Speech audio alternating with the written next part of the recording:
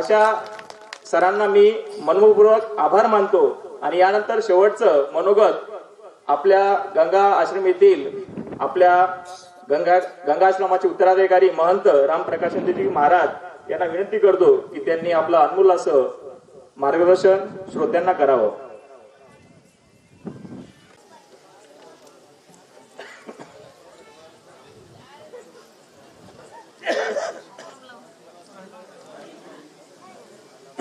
पूजनीय मातोश्री आणि व्यासपीठावर उपस्थित असणारे सर्व मान्यवर आणि तुम्ही समोर बसलेले सर्व श्रोतृवर्ग,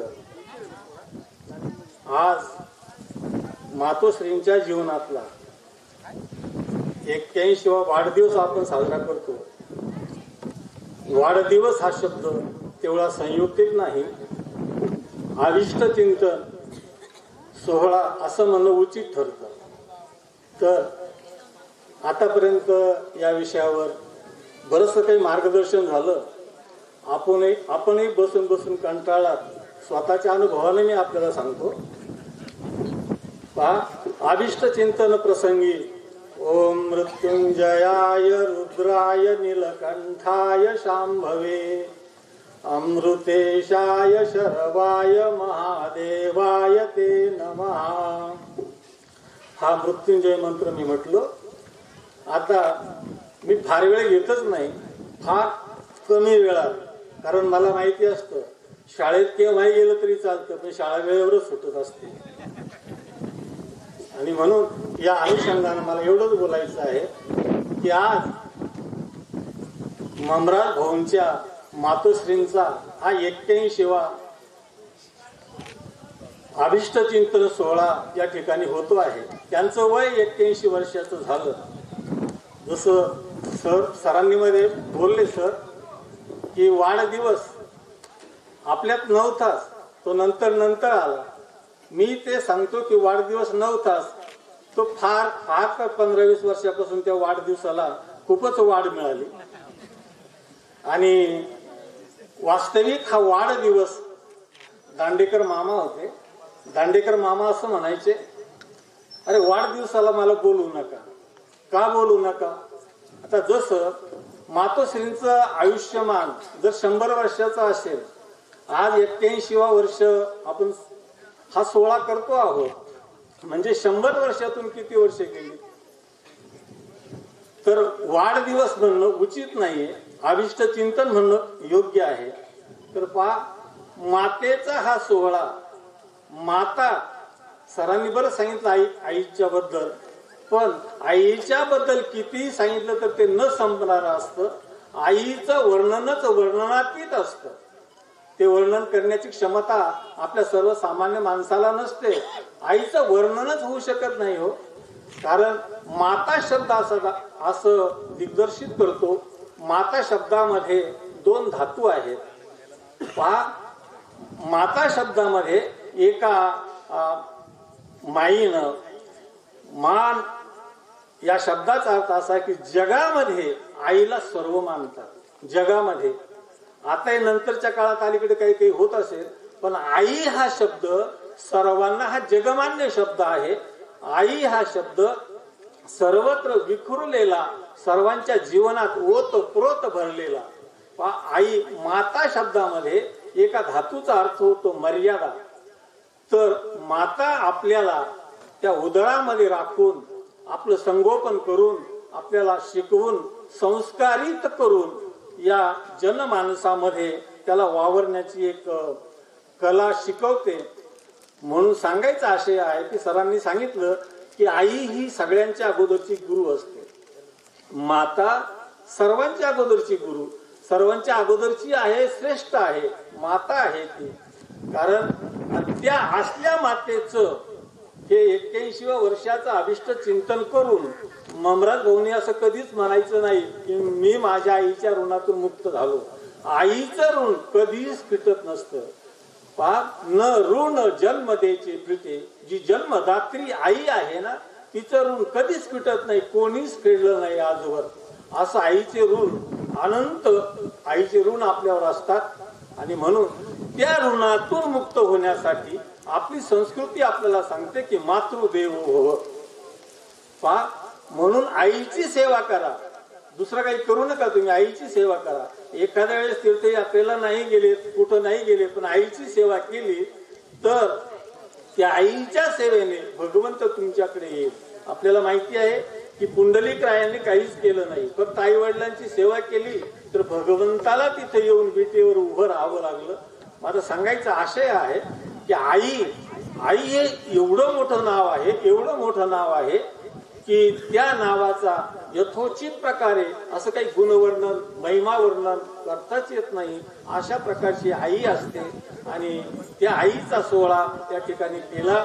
खरोखर त्या आईनं आपला हा होत असलेला सोहळा जेव्हा बघितला, त्यांच्या चर्मचक्षुनी त्याला पाहिल्यानंतर एवढा आनंद त्या आईला झाला असेल, त्या आईचं अंतःकरण होत प्रोत आनंदानं भरून आला असेल.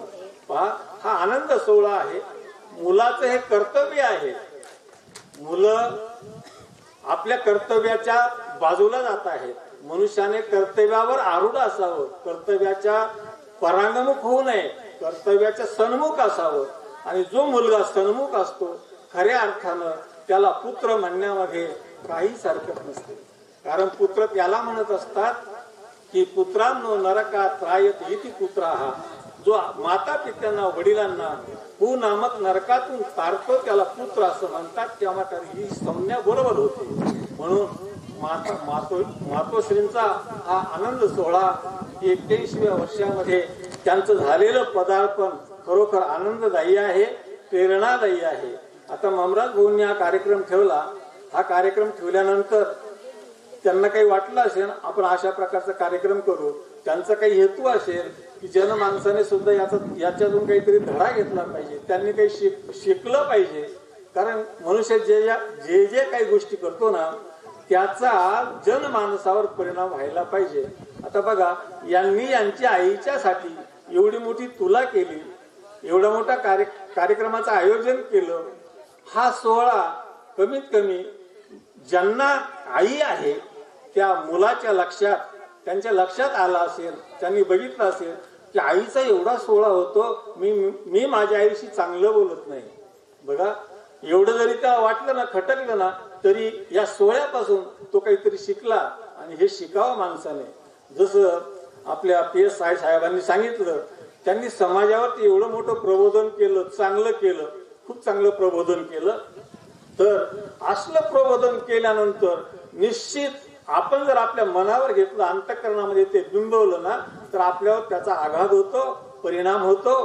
पण आम्ही अशी माणसं आज झालो की आम्हाला कशाचाच आघात होत नाही, कशाचाच परिणाम होत नाही. आम्ही जी वाट धरली ती धरतो आहोत. पण वस्तुस्थिती अशी आहे की जनमानसामध्ये वावरत असताना आमच्या रूढी, परंपरा, आमचं वैभव हे सगळं आम्ही जतन करायचं असतं. आणि जो हे जतन करतो खरोखर तो भाग्यवान असतो. आणि जसं मी सांगत असतो की रामदास स्वामी ज्या वेळेला घर सोडून बाहेर गेले आणि बाहेर गेल्यानंतर 24 वर्षानंतर आईला भेटले. आईचं हृदय त्या मुलासाठी एवढं कासावीस व्हायचं, ते अंतःकरण एवढं तळमळायचं, केव्हा मी भेटेल माझ्या मुलाला. आईचं अंतःकरण कळवळतं. 24 वर्षानंतर ज्या वेळेस रामदास स्वामी परत आले आणि आईला भेटावं, कारण आई हे दैवत एवढं श्रेष्ठ आहे की संन्यासी जरी असला तरी तो आईच्या पाया पडतो. म्हणजे स्वामी तिन्ही जगाचा, सरांनी सांगितलं स्वामी तिन्ही जगाचा, आई विना भिकारी. म्हणजे आई हे दैवत एवढं श्रेष्ठ आहे. रामदास स्वामींनी आईला भेटायचं ठरवलं आणि ते पुण्याला गेले भेटायला, जामला गेले. आता त्या ठिकाणी आईला भेटायला गेल्यानंतर दारात उभे राहिले. बघा, घरातून गेल्यानंतर 24 वर्षापर्यंत ते एवढे बॉडीगार्ड झाले होते, एवढ्या मोठ्या जटाकेट झालेली होती. आणि दरवाजात उभं राहून त्यांनी भिक्षा मागितली. भिक्षा मागितल्यानंतर त्या आईनं सांगितलं, कोणीतरी भिक्षेकरी आपल्या दारात आलाय, त्याला भिक्षा वाढ. एका मोठ्या सुनेला सांगितलं. ती सुनबाई ज्या वेळेला भिक्षा घेऊन गेलेली असताना रामदास स्वामी म्हणताय, मला असली भिक्षा नको आहे, मी दुसरी भिक्षा घेण्याकरता आलो आहे. या भिक्षेने माझं पोट भरणार नाही. ज्या भिक्षेनं माझं पोट भरल, ज्या भिक्षेने मला समाधान वाटेल आणि माझ्या आईलाही समाधान वाटतं, असली भिक्षा घेण्याकरता मी आलो आहे. पहा, हे बोलणं ऐकल्यानंतर 24 वर्षानंतरचा आवाज आईनं एवढा मुद्रित करून ठेवला होता की माझा नारे आला का. रामदास स्वामी त्यांचं नंतरचं नाव आहे, मूळ नाव आहे नारायण. माझा नारे आला का असं म्हणतात. रामदास स्वामी आले घरामध्ये, आईच्या पायावर डोकं ठेवलं, नतमस्तक झाले.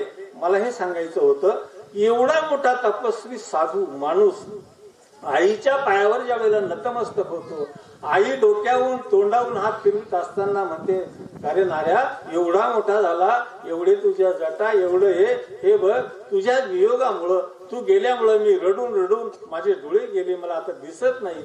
बघ, आता जर दिसलं असतं मला तर तुला मी डोळे भरून पाहिलं असतं.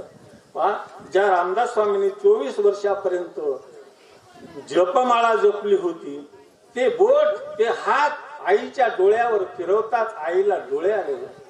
आईनं डोळे भरून त्या रामदास स्वामींना पाहिलं आणि एवढं मोठं समाधान झालं. मला यातून एवढं सांगायचं होतं की आईचं समाधान मुलाला बघण्यात असतं आणि म्हणून मुलाने मुलाची वाटचाल करायची असते. जो स्वतःच्या वाट्याला आलेलं कर्म यथोचित प्रकारे करतो, हीच भगवंत विष्णूची पूजा असते आणि हीच पूजा ममराज भाऊच्या जीवनात घडलेली आहे. आणि पहा, खरोखर त्या मातोश्री सुद्धा भाग्यवान आहे. एवढा मोठा सोहळा स्वतःच्या डोळ्यांनी बघण्यासाठी त्या सुद्धा आज आपल्यामध्ये आहेत. म्हणजे सांगायचा आशय काय आहे की असले सोहळे सगळ्यांच्या जीवनात होत नाही ना. जसं आम्ही कित्येक लोक सत्यनारायणाला बसतो, प्रत्येकाचं लग्न झालेलं, पण प्राण प्रतिष्ठेला क्वचितच बसतात. तद्वत असले सोहळे क्वचितच मातांचे होतात. आज का होत नाही एवढे सोहळे? आज याला कारण फक्त एवढं आहे की आमच्या शासनाने एवढे वृद्धाश्रम काढलेले आहे, म्हणून आपल्याला वृद्ध माणसाला सांभाळणं जीवावर येतं आणि लगेच आपण त्यांना तिकडे ट्रान्सफर करतो. तर ही आपली मोठी चूक आहे. या आपल्या सनातन संस्कृतीला हा मोठा कलंक आहे. आज देशामध्ये कमीत कमी 4,500 वृद्धाश्रम आहेत. ते सगळे हिंदूंचे आहेत, दुसऱ्या कोणाचेच नाही. ही शोकांतिका आहे. म्हणून ममराज भाऊंनी जे केलं ते जनमानसाने काही धडा घ्यावा. कमीत कमी आपल्या आईच्या, वडिलांच्या नतमस्तक व्हावं, त्यांचं पाया पडावं. एवढं जरी आपण केलं तरी या कार्यक्रमातून आपण काही घेतलं असं म्हणता येईल. तर मी जाता जाता फक्त आपल्याला अशा शुभ मंगल कामना व्यक्त करतो की खरोखर आई वडिलांच्या पेक्षा श्रेष्ठ असं काही नाहीये. ज्या वेळेला आम्ही परमार्थ क्षेत्रामध्ये असतो, पहा, ही आई, परमार्थातली आई, कृष्ण माझी माता, कृष्ण माझा पिता, ही आई, यांच्यामध्ये फरक आहे. तो फरक असा आहे, आपल्या आईच्या ठिकाणी सापेक्षपणा असतो आणि संत आणि देवांच्या, त्यांना जे आपण आई म्हणतो, तोमेव माताचे पिताश, त्यांच्या ठिकाणी निरपेक्षपणा असतो. आता सापेक्षपणा आणि निरपेक्षपणा हे सगळं उलगडून सांगायला एवढा वेळ नाहीये. फक्त मी एवढं सांगतो की म्हणून संत, भगवंत आणि शास्त्र ही आईच आहे आणि आपली जन्मदात्री ही सुद्धा आई आहे आपली ती. पहा, जसं प्रभू रामांना विचारलं की रामा, एवढी सोन्याची लंका तुम्हाला प्राप्त झाली, आता अयोध्येत जायची काय गरज आहे? प्रभू रामांनी सांगितलं, सोन्याच्या लंकेला काय करतो? जननी जन्मभूमीश्च स्वर्गादती गरीयसी. जननी आणि जन्मभूमी स्वर्गापेक्षा श्रेष्ठ असते. लंकेला धरून काय बसतं? म्हणजे एवढं श्रेष्ठ तत्व आम्हाला अनायासे मिळालं. बघा, मनुष्य विचार करतो की मला पत्नी अशी पाहिजे, मला अमुक अमुक असं पाहिजे. हे त्याच्या विचारांत तो निवडून करून घेऊ शकतो. पण मला आई अशीच पाहिजे, बाप असाच पाहिजे, बहीण अशीच पाहिजे, भाऊ असाच पाहिजे, याच्यावर त्याला निर्णय करता येत नाही. ज्यांच्या पोटी आपण जन्माला आलो, जे आपले आई बाप आहेत, हे भगवंताकडून एक प्रेरणा आहे. आणि म्हणून जे आमच्या जीवनामध्ये आलं आहे ते जीवन यथोचित करण्यासाठी, कृतार्थ करण्यासाठी, सार्थक करण्यासाठी आपण मातोश्रींची सेवा करावी. आणि मातोश्रींच्या सेवेमध्ये सगळं काही आलेलं आहे एवढं मी सांगतो. आणि सर्व लोकांनी सुद्धा, काही वेळेला असं होतं की आम्ही आईवर खूप बोलतो पण आम्हीच आईची सेवा करीत नाही, आम्ही आईचं दर्शनही घेत नाही, असंही होतं. पण खऱ्या अर्थानं आपण जाणून आणि समजून उमजून आईची सेवा करावी. आईसारखं दैवत नाही हो. पहा, आई आपल्याला एवढं ती स्वतः जाईल पण मुलाला नाही जाऊ देत ते. पाय छोटासा दृष्टांत सांगतो संपवतो. एका ठिकाणी एका मातोश्रीला संतान होतं, त्याचं लग्न झालं आणि त्या मातोश्रीने त्या मुलासाठी एवढे कष्ट केले, एवढी झिजली, एवढी रखडली, त्याला शिकवलं. बुद्धिमान झाला, तो विद्वान झाला, इंजिनियर झाला. पण त्याला पत्नी जी मिळाली ना ती तशीच मिळाली. दोघे इंजिनियर आहेत. आता आई खेड्यात होती, शहरात घेऊन गेले. शहरात घेऊन गेल्यानंतर सुरुवातीला त्या मुलाचं आईवर प्रेम होतच, पण आता कमी कमी झालं. कमी का झालं हे आपण जाणू शकता.